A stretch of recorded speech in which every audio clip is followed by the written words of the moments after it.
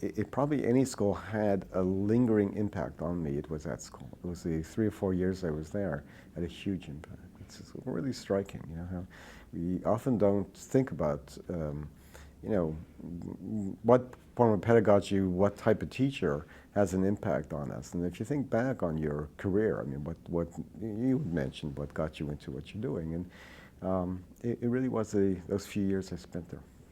It was an encounter with a completely different culture. You know, the teachers were all East European Jews. They were native speakers of Yiddish.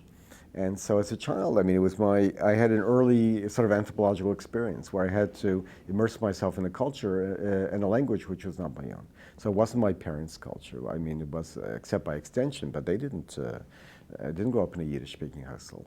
And when I entered the Peretz, you know, the afternoon classes, not afternoon class, but half the day was, instruction was in Yiddish.